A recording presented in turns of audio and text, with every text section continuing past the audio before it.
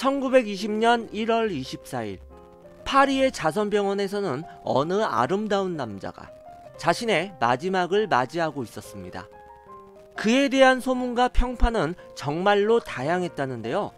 파블로 피카소만큼이나 수많은 여인들의 마음을 빼앗은 당대 최고의 미남, 어느 곳에도 안착하지 않은 보헤미안의 기질을 풍겼지만 다른 한편으로는 술과 마약에 중독된 결핵 환자.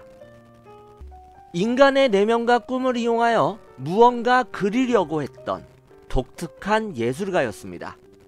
그는 바로 당대의 풍운아 모딜리안이었습니다. 1920년 1월 25일 새벽, 프랑스 파리의 한 6층 건물 창문이 조용히 열리게 되었고, 만삭의 젊은 여성이 그 몸에는 어울리지 않게 창문 난간에 위태롭게 서 있게 되었습니다. 전날 밤 무엇이 그녀를 그리도 괴롭혔는지 한숨도 잠을 이루지 못한 채 울먹이듯 퉁퉁 부은 얼굴의 이 여인은 물기 젖은 눈으로 그 화려했던 파리 시내를 물끄러미 내려다보았습니다. 다시 고개를 들어 오랜 시간 동안 하늘을 쳐다본 그녀는 마지막으로 결심을 한 듯 생명을 잉태하고 있던 만삭의 배를 두 손으로 감싸 안고 일체의 망설임 없이 허공으로 몸을 내던졌습니다. 온몸이 으깨지는 둔탁한 소리에 맞춰 사람들의 비명이 터졌습니다. 당시 22살의 잔 에비테른이라는 여성이 임신 9개월이 된 소중한 생명과 함께 삶의 종지부를 찍는 순간이었습니다. 세기의 사랑, 아름답도록 비참한 죽음, 그리고 30대와 10대의 그 금지된 사랑으로 불멸의 연인이라 불리워지는 그들에게는 도대체 어떠한 사연이 있었길래 이렇게 비극적으로 생을 마감해야만 했을까요? 오늘 이야기의 주인공 모딜리아니는 1884년 이태리 토스카나주 리보르노에서 살던 어느 유대계 가정의 막내 아들로 태어나게 되었습니다. 그의 어머니 에우제니아는요, 대철학자 스피노자의 혈통을 이어받은 마르세유의 명문가 출신으로 높은 지성과 교양을 갖추고 있었다고 합니다. 그리고 남편의 사업이 어려워지자 자신의 능력을 10분 발휘하여 고전문학을 번역하거나 서평을 쓰면서 생활을 유지할 정도로 꽤나 대단했던 여성이었다고 합니다. 당시 시대에는 드물었었던 진취적인 여성의 모습을 보인 그의 어머니는요, 모딜리아니가 태어났을 무렵 집안이 기울어감에도 불구하고 어린 시절부터 그림에 대해 특별한 재능을 보인 이 막내 아들을 교육시키는 데에는 아낌이 없었다고 합니다. 이렇게 어렸을 때부터 그림에 뛰어난 소질을 가지고 있던 그였지만 모든 천재들이 그러한 것처럼 모딜리아니 역시 지나치게 병약하였습니다. 11살이 되던 1885년 늑막염에 걸린 것을 시작으로 장티푸스, 폐렴, 결핵을 앓으며 무려 3차례나 죽을 고비를 넘겼다는데요. 이러한 잦은 병치레는 평생 동안 그를 따라다니며 고통을 안겨주게 되었습니다. 14세라는 어린 나이에 병 때문에 학교를 그만두어야만 하는 지경에까지 처하게 되었지만 모딜리아니는 1898년 이탈리아의 풍경화가 굴리엘모 미켈리의 화실에서 그림을 배우기 시작하며 그 열정을 불태우기 시작하였습니다. 그렇지만 또다시 그가 17살이 되던 해에 폐병이 재발하게 되면서 이탈리아 이곳저곳을 떠돌아다니면서 강제적인 요양을 해야만 했습니다. 하지만 교육의 중요성을 알고 있던 어머니 에우제니아는 그와 함께 동행을 하며 로마와 피렌체 등에 위치한 미술관을 견학하며 아들의 예술적인 잠재력을 본격적으로 깨우기 시작하였습니다. 당시 피렌체에는 상징주의 미학이 유행했기 때문에 모딜리아니 역시 이들에게 많은 영향을 받았다고 합니다.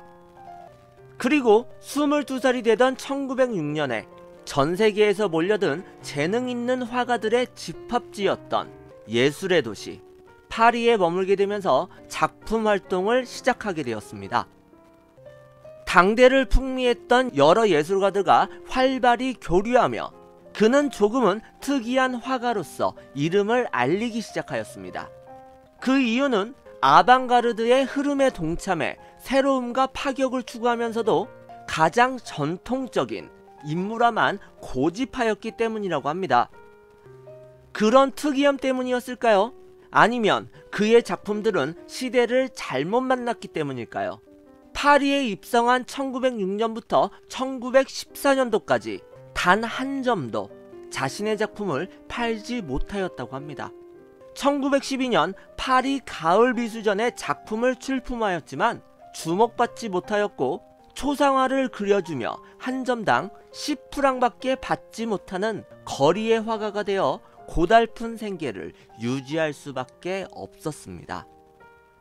어느 이야기를 전해드리자면 그가 식당에서 밥을 먹고 지불할 돈이 없었기 때문에 밥값 대신에 자신의 그림을 내놓았지만 냉정하게도 내팽겨 쳐질 정도였다고 합니다. 모두는 아니지만 예술가가 죽고 나서 시대가 변하고 나서야 그 가치를 인정받게 되는 그런 아이러니한 불행이 역시나 그에게도 손길을 내밀었던 것이었죠. 화가로서의 성공의 불안함을 느껴 조각가로서의 전업도 선택하였지만 여기서도 그를 괴롭혔던 그놈의 병이 또다시 그의 발목을 잡게 되었습니다. 돌조각에서 나오는 먼지로 인해 폐가 나빠질 수밖에 없었기 때문이죠. 결국 모딜리아니는 조각을 선택한 지 4년 만에 또다시 그림 쪽으로 돌아오게 되었다고 합니다. 그런데 여러분들, 이 모딜리아니는 선천적으로 병약했다 말씀드렸잖아요. 하지만 이에 걸맞지 않게 그는 자신의 몸을 조심스레 다루지 않았다고 합니다. 1906년 예술가들의 메카 프랑스 파리에 입성한 이후 그 특유의 자유스럽고 무질서한 생활에 너무나도 쉽게 몸을 내던졌기 때문이죠. 그는 파리에 도착한 지 1년도 되지 않아 소문난 보헤미안 방랑자가 되었으며 술과 마약에 찌들어 아무렇지도 않게 길바닥에 쓰러져 잠을 청하기도 했다고 합니다. 그리고 하나 더 붙이자면요, 그에게는 불행인지 행운인지 모르겠지만 그 수려한 외모로 인해 여성들에게 상당한 인기가 있었다고 합니다. 미남으로 유명했던 모딜리아니에겐 스스로 모델이 되고 싶다고 자청을 하는 여성들이 많았다고 합니다. 그런데 그들이 과연 그림 작업만을 끝냈을까요? 술과 마약, 그리고 여자까지. 이렇게 이어졌던 무절제한 생활들은 필연적으로 가뜩이나 병약했던 모딜리아니의 건강을 잃게 했고 가난을 부를 수밖에 없었습니다. 그리고 이때부터 목이 길고 텅 빈 아몬드 같은 눈을 가진 그 누구도 시도하지 않았던 괴기스러운 표현을 화폭에 담기 시작했습니다. 누구와도 닮지 않은 모딜리아니만의 독특한 인물화들은 결국 지독한 가난과 불확실한 미래, 그리고 병약한 육체 때문에 고통을 받았던 자신의 비극적인 삶이 응축된 산물이었습니다. 그러니 그의 작품 속에 그려진 인물들이 보는 이들의 슬픔을 불러일으키는 건 어쩌면 당연한 일이라 생각이 듭니다. 그의 그림들은 목은 지나치게 길게 그리며 인체의 비례를 완전히 무시한 채 어찌 보면 다소 괴기스러운 느낌마저 들게 하고 있습니다.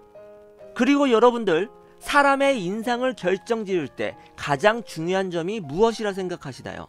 바로 눈입니다. 우리가 그림에 대해선 잘 알지는 못하지만 이런 인물화에서는 눈매, 눈동자, 그리고 눈빛 등이 중요하다는 사실을 정확히 인지하고 계실 겁니다. 그런데 지금 보시고 계신 그의 작품에서는 눈동자가 그려져 있지 않으며 그 괴기스러운 분위기를 물씬 풍기고 있습니다. 눈의 형태는 있지만 그 안이 텅텅 비어있기 때문이죠. 모딜리아니는 당대의 유명화가, 여러분들도 익히 들어보신 피카소와 친했다고 합니다. 그러나 그들이 지향했던 스타일과 인생은 전혀 달랐다고 하는데요. 피카소는 입체주의적 그림 양식을 선보이며 상업적으로 엄청난 부와 성공을 거두게 되면서 90세까지 장수하였습니다. 하지만 모딜리아니는 시대의 흐름을 따르지 않고 자신만의 독자적인 예술 세계를 구축했기 때문에 평생 가난에 시달리면서 또한 방탕한 생활로 인해 36세의 젊은 나이로 요절하고 말았습니다. 이렇게 완전히 다른 삶을 살다간 피카소와 모딜리아니였지만 그들에게도 공통점은 있었습니다. 바로 수많은 여자들을 만났다는 점인데요. 말씀드린 바처럼 모딜리아니는 잘생긴 외모로 인해 당시 여성들에게 인기가 많았습니다. 심지어는 미술계에 등장한 화가 가운데서 가장 미남이라는 평가를 받았을 정도라고 합니다. 그리고 그는 얼굴뿐만이 아니라 여자를 반하게 만드는 자상함과 예의까지 갖추었기 때문에 수많은 여자들의 마음을 훔칠 수 있었다고 전해지고 있습니다. 어떻게 하면 여자의 마음을 사로잡을 수 있는지 꿰뚫었던 남자였던 것이었죠. 그의 첫 번째 애인이었던 모드 아브랑트는 모딜리아니가 화가의 꿈을 안고 파리에 정착한 1906년 처음으로 만난 연인이었지만 단지 1년 만에 그것도 임신한 채로 모딜리아니를 떠나게 되었습니다. 왜냐하면 뱃속에 있던 아이가 모딜리아니의 아이인지 또 다른 남자의 아이인지 확실하지 않았기 때문이라고 합니다. 모딜리아니와 동거를 하면서도 다른 남자와 바람을 피웠기 때문이었습니다. 이렇게 모드는 모딜리아니에게 크나큰 배신의 상처만을 남긴 채 냉정하게 떠나게 되었습니다. 그리고 모달리아니는요, 그녀의 초상화를 남겼는데 평소 그의 작품에서는 볼 수 없었던 음산하고 퇴폐적인 분위기가 절로 풍겨지진 않습니까? 그 배신감으로 인해 이러한 작품을 남기게 된 것이었죠. 그리고 그의 두 번째 애인은요, 저널리스트이자 시인이었던 베아트리체 헤어스팅스라는 여성이었다고 합니다. 그들은 함께 마약을 즐기며 카페에서 나체로 춤을 추며 그 향락을 나누던 기이한 모습을 선보였다고 합니다.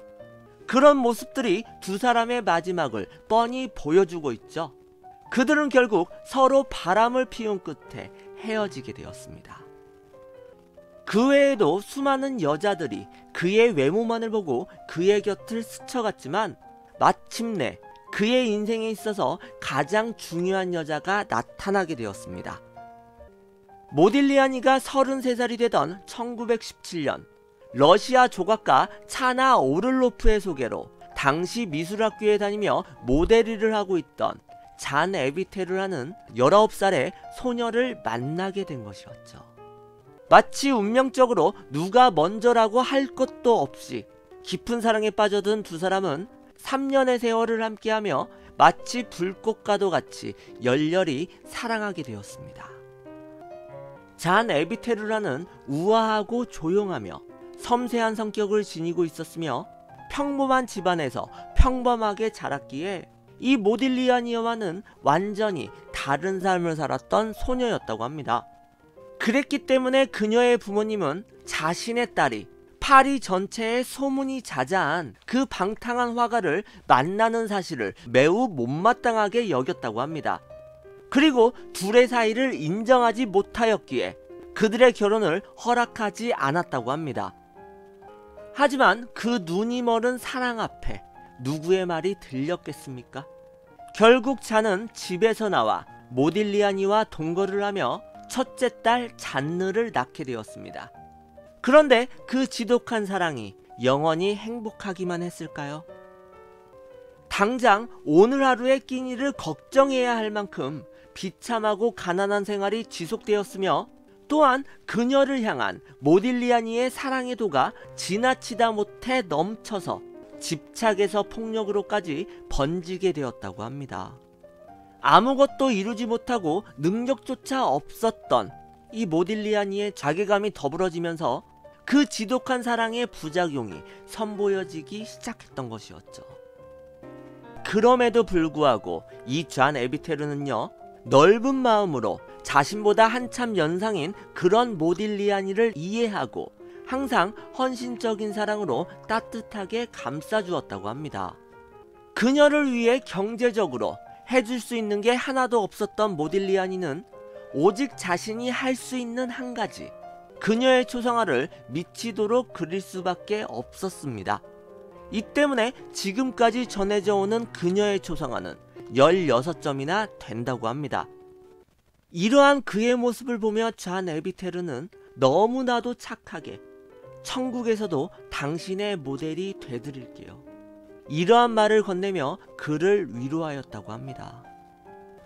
그런데 평생 그를 따라다녔던 병마 역시 그 행복을 침범하기 시작하였습니다. 잔이 둘째 딸을 임신했을 때 모딜리아니는요, 결핵으로 인해 그 병색이 점점 더 깊어지고 있었습니다. 심지어는 기침을 할 때 피를 토하기도 하였다고 하는데요. 과음과 마약, 그리고 여자 등 20대 초반에 즐겼던 그 무질서한 생활이 업보로 돌아오게 되며 선천적으로 좋지 않던 건강에 타격을 끼치게 된 것이었죠. 이 작품은 모딜리아니가 죽기 얼마 전 남긴 작품으로서 둘째 아이를 임신한 자신의 연인 잔의 모습을 부드럽고 우아하게 표현하고 있습니다. 하지만 이 작품은 모딜리아니가 남긴 마지막 작품이 되었습니다. 1920년 1월 결핵성 뇌수막염으로 쓰러진 모딜리아니는 치료받을 돈도 없었기에 결국은 자선병원에 가게 되었고, 그곳에서 36세라는 젊은 나이에 눈을 감게 되었습니다. 젊은 천재 화가의 비극적인 죽음이었습니다. 모딜리아니가 숨을 거둘 당시 만삭이었던 잔 에비테르는 사랑하는 연인의 죽음을 으스러지도록 껴안으며 오열했다 전해지고 있습니다. 너무나도 슬퍼하였기에 행여 뱃속의 아이에게 무리가 갈까봐 주변 사람들이 그녀를 그에게서 떼어놓으려 했으나 아무런 소용이 없을 정도였다고 합니다. 차갑게 식어버린 연인 모딜리아니와 긴 입맞춤을 끝내고 비로소 몸을 일으킨 그녀를 보며 모든 사람들은 염려를 하였지만 그 걱정은 비극적인 결과로 이루어지게 되었습니다. 모딜리아니의 장례식, 마지막을 배웅하고 돌아온 잔 에비테르는 사랑하는 연인을 잃은 그 슬픔을 견뎌내지 못하고 그 다음날 새벽 부모님의 아파트 건물 6층에서 만삭의 몸으로 투신 자살, 22년이라는 짧은 생을 마감하게 되었습니다. 그녀는 아름답도록 비참한 죽음이라는 그들을 지칭하는 수식어에 걸맞게 죽음까지 동행하며 불운한 화가 모딜리아니의 영원한 연인의 자리를 택하였습니다. 생전에 모딜리아니에게 했다는 천국에서도 당신의 모델이 되드릴게요, 이 약속은 지켜지게 되었던 것입니다. 하지만 남겨진 그들의 육체는 함께할 수 없었습니다. 이들의 비극적인 이야기를 들은 모든 여론들은요, 함께 합장을 시켜주자 주장을 하였다고 합니다. 하지만 충격적으로 딸을 보내버린 그녀의 집안에서는 그 허락을 할 수 없었던 것이었죠. 그러나 거듭된 지인들의 요청으로 무려 10년이라는 시간이 흐른 뒤에야 그들은 비로소 성대한 장례식과 함께 페르라세즈 묘지에 합장되어 영원히 함께 안식을 누리는 불멸의 연인이 될 수 있었습니다. 우리들에게 친숙한 모딜리아니의 작품들은 앞서 보여드린 목이 긴 초상화이지만 전문가들은 그의 최고의 걸작을 누드화로 손꼽는다고 합니다. 하지만 모딜리아니 생전의 사람들은 그의 재능을 알아보지 못하였기에 그 걸작들은 묻혀질 수밖에 없었습니다. 모딜리아니는 사망하기 3년 전인 1917년에 개인전을 열게 되었으나 작품의 외설성을 이유로 일찍 문을 닫게 되며 그것이 생애 처음이자 마지막의 전시회가 되었습니다. 이렇게 끝까지 무명화가로 살다 간 모딜리아니. 그는 총 314점의 작품을 남겼다는데요. 아이러니하게도 현재 그의 작품은 한 점에 수백억을 호가하는 세계적으로 가장 인기 있는 작품 중에 하나가 되었다고 합니다. 그리고 이 사진은 2003년 크리스티 경매에서 472억 원에 낙찰된 모딜리아니의 1919년도작 모자를 쓴 잔 에비테르라는 작품이라고 합니다. 많은 비운의 천재들이 그랬듯이 눈이 어두운 사람들은 늘 천재를 잃어버린 뒤에야 그들의 재능을 알아보게 됩니다. 내가 당신의 영혼을 알게 됐을 때 당신의 눈동자를 그릴 것이다. 모딜리아니가 눈동자가 없는 사랑하는 연인 잔의 초상화를 그리며 남겼던 말이라고 합니다. 몸은 점차 병 때문에 힘들고 지쳐갔지만 눈동자가 없는 텅 빈 눈을 통해 그는 모델의 내면과 소통하길 바랬던 건 아니었을까요? 그리고 모딜리아니와 잔 에비테르, 그들의 지독한 사랑은 비극으로 남게 되었지만 그가 남긴 초상화를 통해 그들의 아름답고도 비참한 죽음은 인류사에 영원히 남겨질 것이라 의심치 않습니다.